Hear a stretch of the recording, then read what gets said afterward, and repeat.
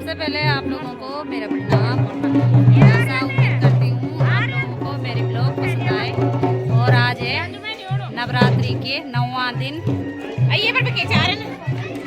अभी जा रहे हैं हम शास्त्री लेने और अब भागवत आपका शुरू होने वाली है।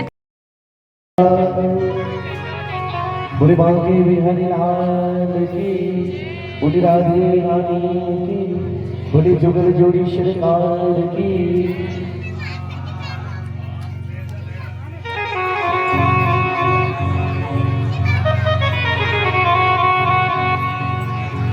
नाम महाजन है आज लास्ट दिन है। मैंने दूसरी और छोड़िए तारियता जन को, हमको कुटिया बिजमाई बसो,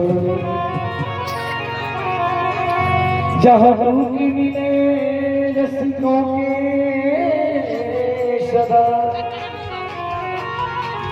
और जीवन को यमुना जल पानी हमें भी हो रहे तैयार शास्त्री जी।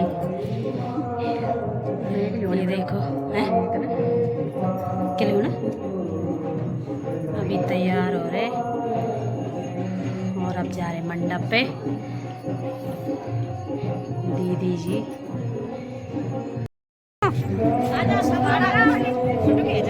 कान्हा जी की फोटो।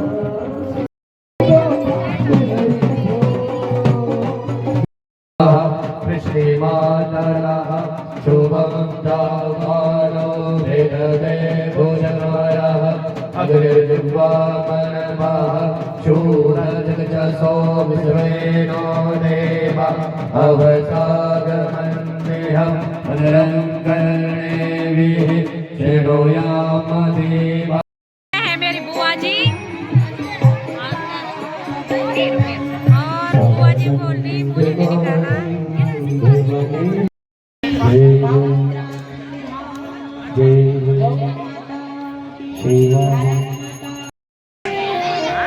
व्यासपीठ पर विराजमान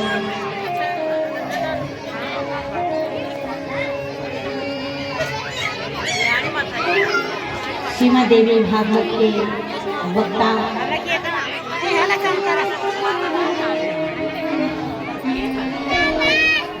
छोटे भाई श्री देवी जी, इस यज्ञ के आचार्य ओम प्रकाश नोटियाल जी, प्रदीप नोटियाल जी,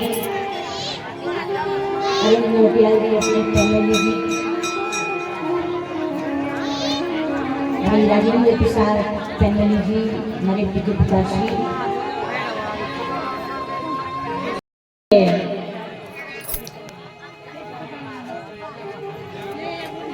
बादल गर्जना कर रहे हैं।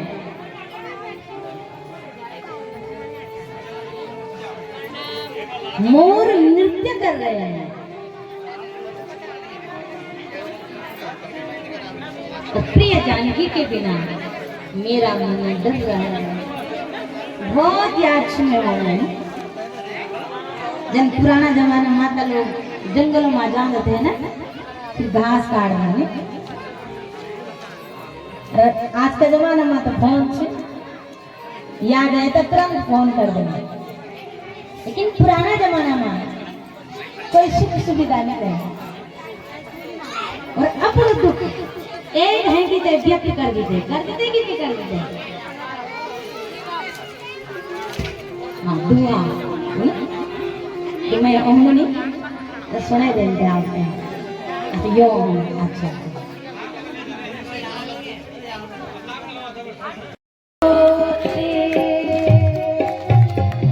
आवाज थोड़ा धुएं से जो हवन का जो उससे बैठ गए।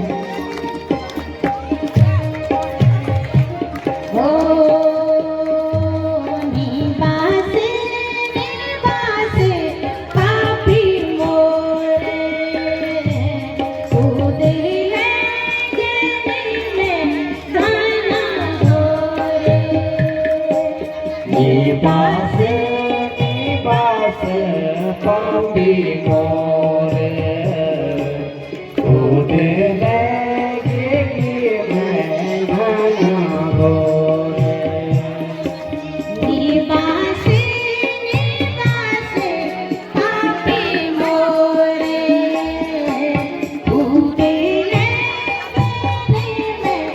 जाना होरे निवास निवास पापी मोरे खुद लगे मैं घना घोरे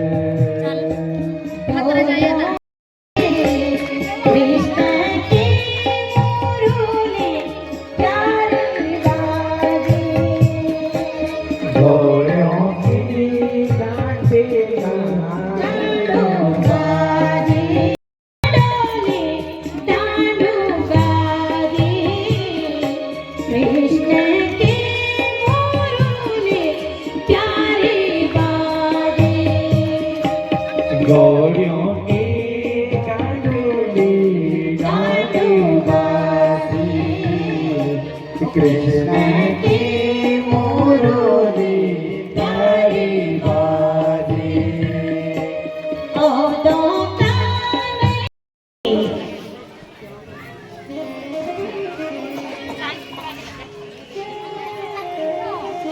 लखन ने कहा प्रभु अभी जाता हूं मैं, एक भाई को तुमने समाप्त किया दूसरे को मैं कर लेता हूं।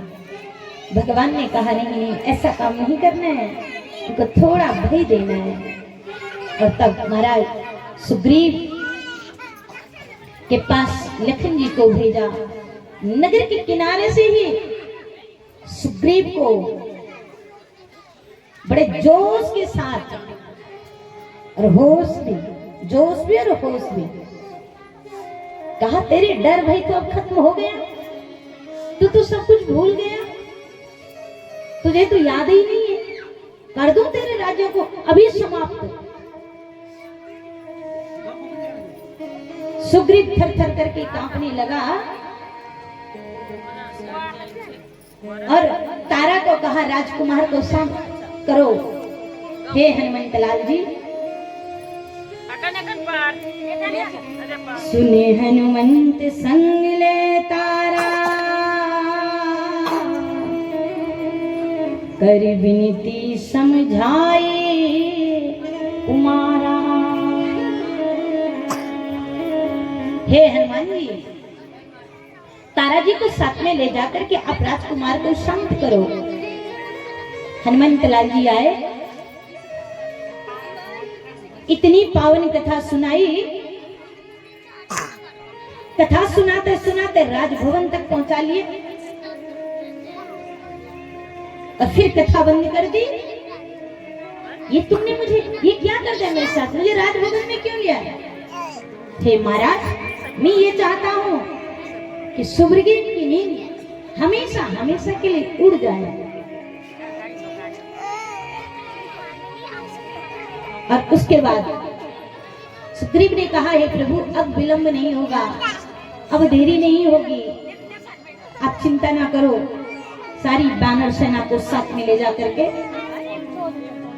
सबको समझाया। भगवान के पास आए और कहा 1 महीने के भीतर यदि तुमने सीता जी का पता नहीं लगाया तो वापस मत आना, समुद्र में ही डूब जाना।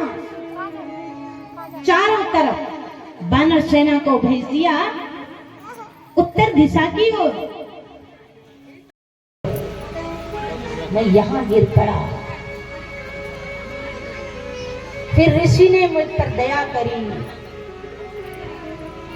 चंद्रमा नाम की ऋषि शीतलता मेरे शरीर पर आई। कहा राम जी के दूत जब आएंगे तब पुनः तेरे पंख भी आ जाएंगे, कृपा कर दी। भगवान ने, देखो मेरे पंख उग रहे हैं, देखो ना आ रहे हैं मेरे पंख,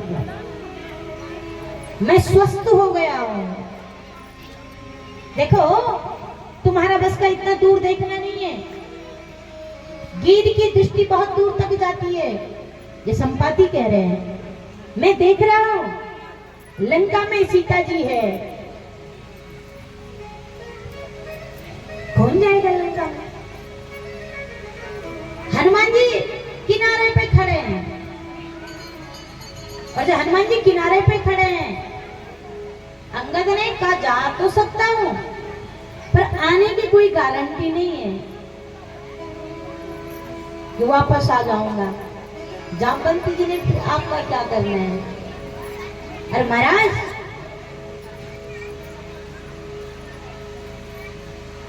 हनुमान जी को देखा, हनुमान जी को जगाया किसने? कहरी सुन हनुमाना, ताज साधी रहो बलवाना, पवन तनय बल पवन समाना, बुद्धि विवेक विज्ञान निधाना।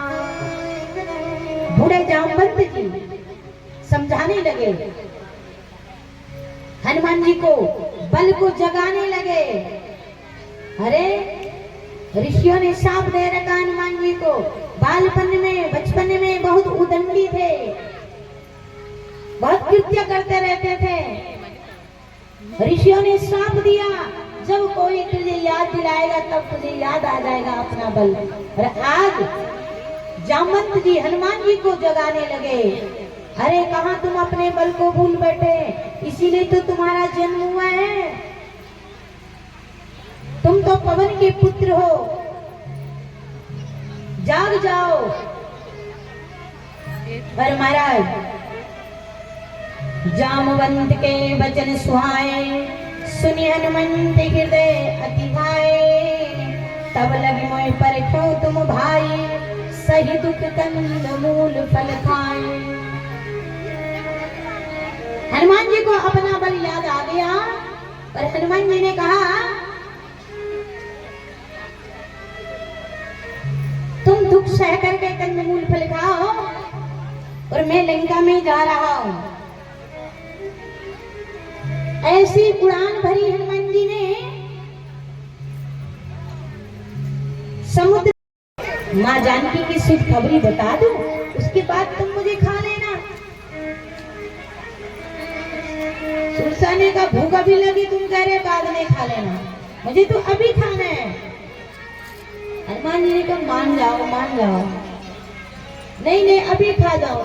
तो हनुमान जी ने कहा ठीक है। फिर जो जन भरते में सब ठीक ठाक रहते हैं, शाम को थोड़ा मौसम बना लेते हैं। हाँ। तो हनुमान जी किस समय गए? शाम के समय, रात्रि के समय। जितने भी घर देखे हनुमान जी ने सब मंदिर के जैसे हैं, लेकिन भीतर देखते महाराज बड़े बड़े योद्धा।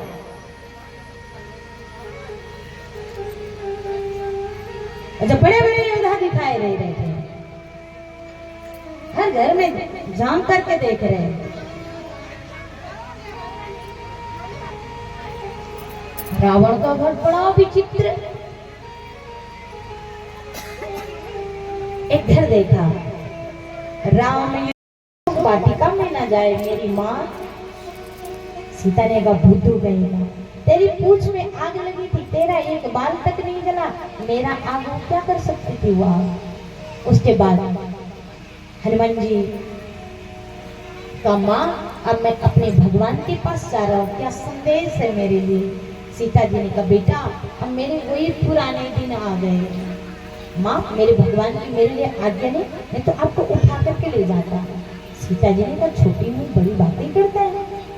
श्री राम कनक भूंदरा कार शरीरा, समर भयंकर अति बलवीरा। श्री राम करते हुए हनुमान जी सोने के पहाड़ के समान बन गए। सीता जी ने कहा बंद कर इस रूप को देख करके तो डर लग रहा है। तब वास्तविक रूप में हनुमान जी आए, कहा माँ रामा दल में मेरे से कहीं बलवान है, कहीं पहलवान, मैं तो सबसे छोटा सेवक है। और उसके बाद चूड़ामणि दी सीता जी ने हनुमान जी के पास, बेटा भगवान को कहना यदि तुम एक महीने से पहले नहीं आए, सीता तुम्हें जीवित नहीं मिलेगी, मेरा संदेश सुना देना।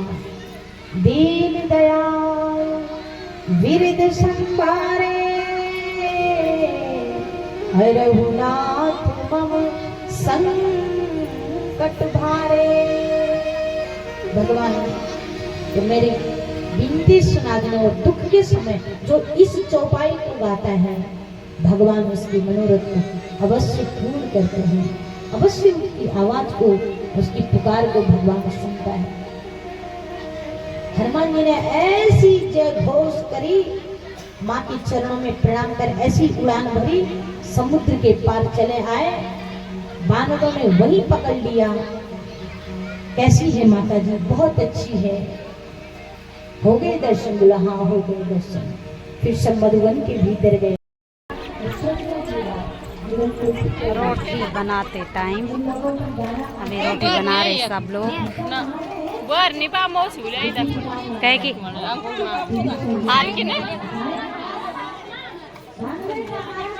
चलो